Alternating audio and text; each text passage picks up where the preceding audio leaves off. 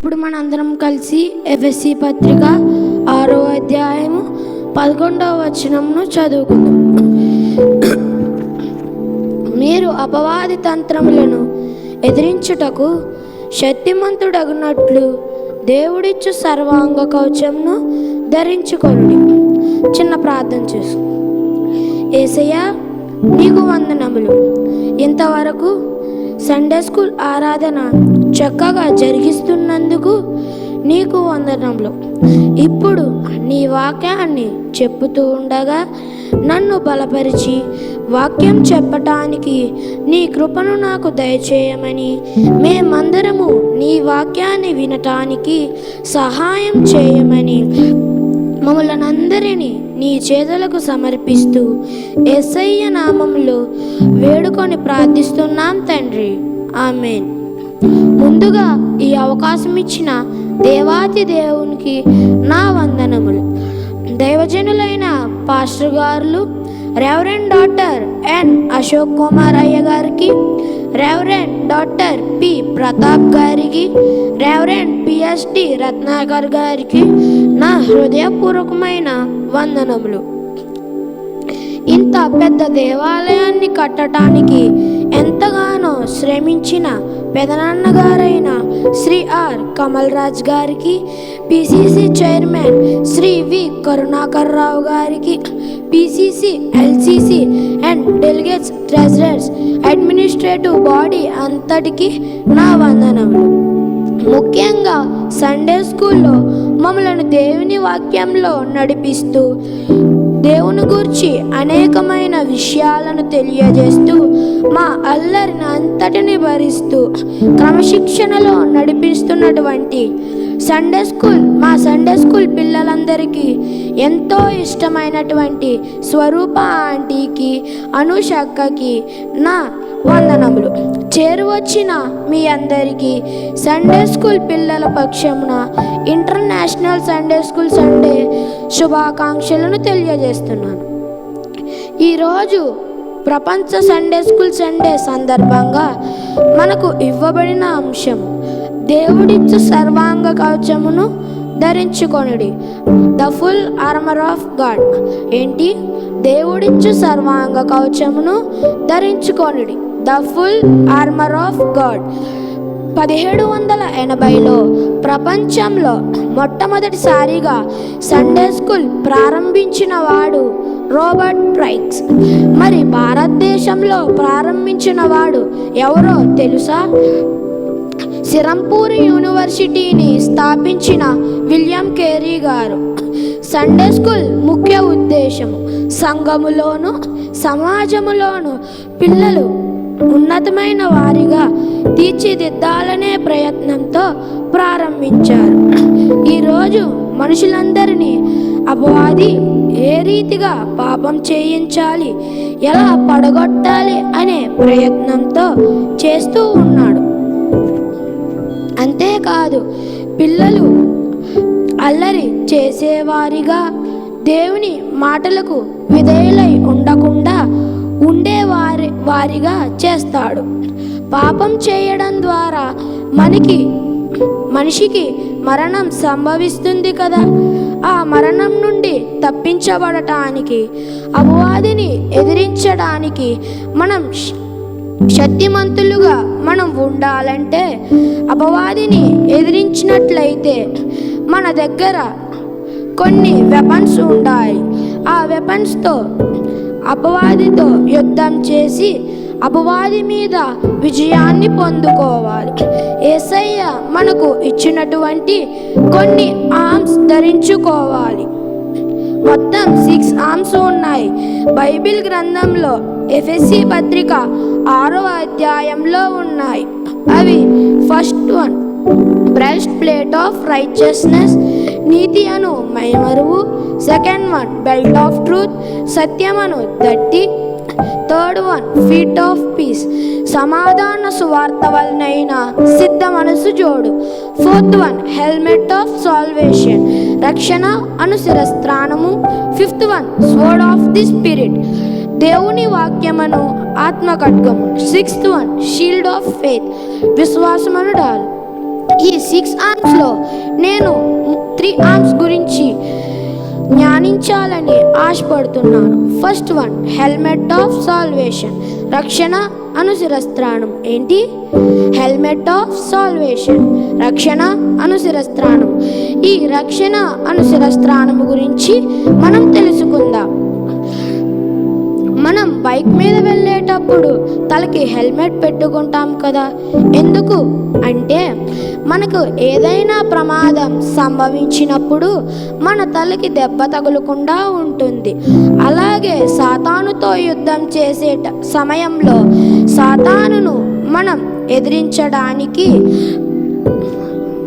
ఆయుధాలు ఉపయోగించిన మన మీదికి విసిరిన అవి మనకు తగలకుండా రక్షణ అనే శిరస్త్రాణము మనలను కాపాడుతుంది. కనుక మన అందరము కూడా, పిల్లలందరూ కూడా యేసయ్యను నమ్ముకొని రక్షణలో ఎదగాలి. మనం రక్షింపబడితేనే మన జీవితాలు కాపాడబడతాయి.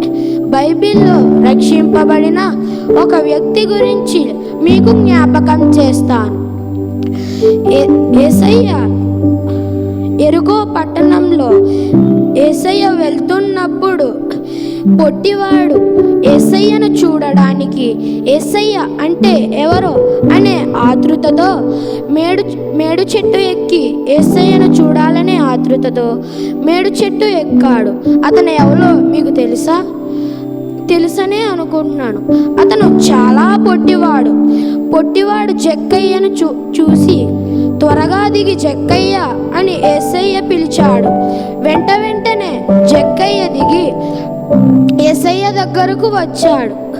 అప్పుడు యేసయ్య జక్కయ్యను చూసి, నేడు నీ ఇంటికి రక్షణ వచ్చి ఉన్నదని అన్నాడు. జక్కయ్యకు అర్థం కాక, ఏంటి ప్రభువా అని అన్నాడు. యేసయ్య నేడు నీ ఇంటికి రక్షణ వచ్చి ఉన్నదని అన్నాడు. అంతే వెంటనే జక్కయ్య తన పాప జీవితాన్ని విడిచిపెట్టి రక్షణలోకి వచ్చాడు. అంటే జక్కయ్య యేసయ్యను ఇచ్చినటువంటి రక్షణ అనే శిరస్త్రాణమును పెట్టుకున్నాడు. ఇప్పుడు సాతాను జక్కయ్యను ఏమైనా చేయగలదా? సాతాను కొట్టే ఏ దెబ్బ కూడా జక్కయ్యకు తగలకుండా రక్షణ అనే శిరస్త్రాణము కాపాడుతుంది కదా. రక్షణ అనే శిరస్త్రాణము కాపాడుతుంది కదా. పిల్లలందరూ కూడా రక్షణ అనే శిరస్త్రాణమును ధరించుకొని జక్కయ్యలాగా సాతానును కొట్టే ఏ దెబ్బ కూడా తగలకుండా ఉండాలి. సెకండ్, ఇప్పుడు దాకా మనము రక్షణ అనే శిరస్నానము గురించి జ్ఞానించుకున్నాం.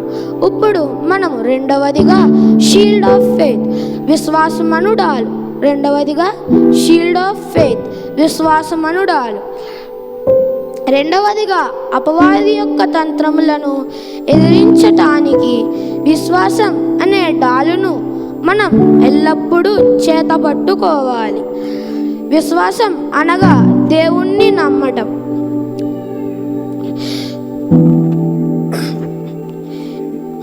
విశ్వాసం అనేది మన జీవితాలలో చాలా ప్రాధాన్యమైంది కదా. విశ్వాసం లేకుండా దేవునికి ఇష్టలై ఉండుట అసాధ్యము అని హెబ్రీ పత్రిక 4వ అధ్యాయం 6వ అధ్యాయం 11వ వచనంలో వ్రాయబడి ఉన్నది. దేవునికి ఇష్టలుగా మనం ఉండాలంటే విశ్వాసము కలిగి మనము బ్రతకాలి. విశ్వాసం వలన మనకు ఎన్నో కార్యాలు, అద్భుతాలు జరుగుతాయి. విశ్వాసంతో యేసయ్యను అడిగితే దేవుడు దానిని మనకు ఇస్తాడు. బైబిల్లో మత్తయి సువార్త 8వ అధ్యాయంలో మనం చూసినట్లయితే మనకు శతాధిపతి కనిపిస్తాడు కదా. శతాధిపతికి ఒక దాసుడు, ఆ దాసునికి పక్షవాతం అనే వ్యాధి వచ్చింది. ఆ పక్షవాతం అనే వ్యాధిని తన దాసుని నుంచి పోగొట్టుకోవడానికి శతాధిపతి యేసయ్య దగ్గరకు వచ్చి తన దాసుని వ్యాధి నయం చేయమని యేసయ్యను అడుగుతాడు. అప్పుడు యేసయ్య అప్పుడు యేసయ్య శతాధిపతితో మాట్లాడుతూ శతాధిపతి విశ్వాసం చూసి తన దాసుని పక్షవాయువును వ్యాధిని పోగొడతాడు. శతాధిపతి విశ్వాసం వలనే కదా తన దాసుని వ్యాధి పోగొట్టుకున్నాడు. మనము అలాగే సాతానును ఎదిరించడానికి కూడా మన దగ్గర విశ్వాసం ఉండాలి. సాతానుకి భయపడి పారిపోతే మనము ఎదిరించగలము. గనుక మనము విశ్వాసమును డాలును ఎల్లప్పుడూ చేత పట్టుకోవాలి. ఇప్పుడు దాకా మనము రెండవదిగా విశ్వాసము అను డాలు గురించి తెలుసుకున్నాం. ఇప్పుడు మనం మూడవదిగా స్వర్డ్ ఆఫ్ ది స్పిరిట్, దేవుని వాక్యమును ఆత్మ ఖడ్గము. మూడవదిగా స్వర్డ్ ఆఫ్ ది స్పిరిట్, దేవుని వాక్యమును ఆత్మ ఖడ్గము. మూడవదిగా దేవుని వాక్యమును ఆత్మ ఖడ్గము గురించి తెలుసుకుందాం. మనము సాతానుతో యుద్ధం చేసేటప్పుడు మనము మరొక వెపన్ పట్టుకోవాలి. మనం ఎదిరించడానికి వాక్యమనే ఆత్మ ఖడ్గమును పట్టుకొని ఉండాలి. వాక్యము రెండంచులు గల ఖడ్గమని హెబ్రీ పత్రిక 4వ అధ్యాయం 12వ వచనంలో వ్రాయబడి ఉన్నది. కనుక అపవాదిని ఎదిరించటానికి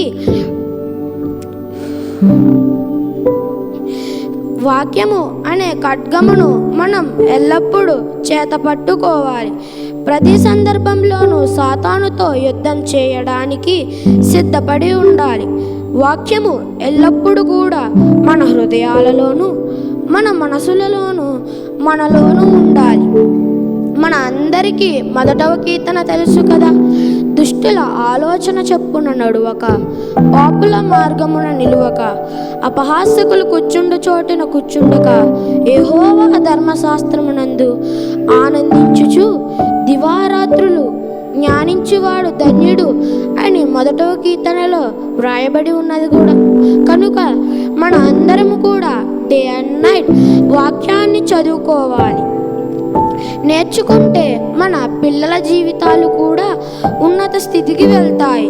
యేసయ్య కూడా మత్తయి సువార్త 4వ అధ్యాయంలో సాతానుతో యుద్ధం చేసేటప్పుడు యేసయ్య కూడా ఉపయోగించిన ఖడ్గం ఏంటో తెలుసా? వాక్యమే కదా. నీవు దేవుని కుమారుడు అయితే రాళ్లను రొట్టెలుగా చేసుకొని తిను అన్నది. అప్పుడు యేసయ్య సాతానుతో, మనుష్యుడు రొట్టె వలనే కాదు దేవుని నోటి నుండి వచ్చు ప్రతి మాట వలనే జీవిస్తాడు అని సమాధానం చెప్పి సాతాను నోరు మూయించాడు కదా. మనము కూడా ఎక్కువ సండే స్కూల్ టీచర్ చెప్పే సండే స్కూల్లో వాక్యాన్ని శ్రద్ధగా విని సాతాను వేసే ప్రతి బాణాన్ని కూడా ఆత్మ ఖడ్గముతో ఎదుర్కొని విక్టరీ పొందుకోవాలి.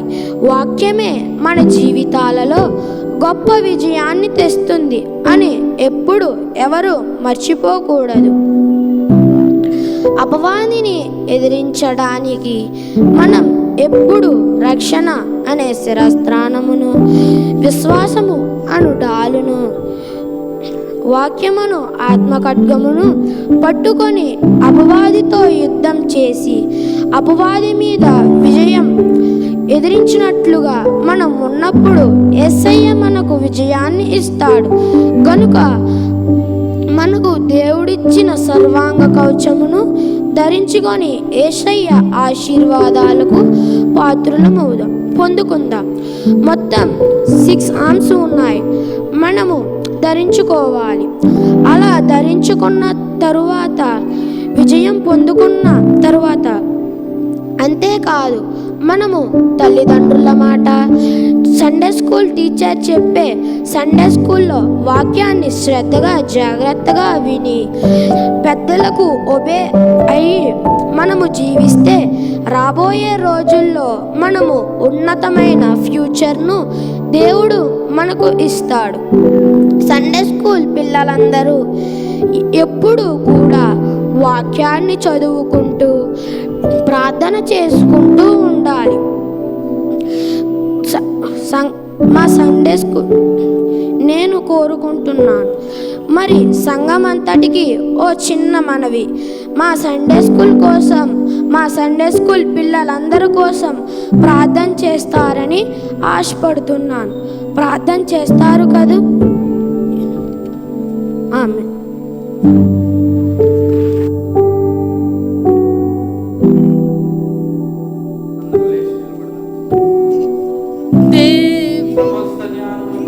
దేవుని సమాధానం యేసుక్రీస్తు వలన మీ హృదయములకును తలంపులకును కావలి ఉండును గాక.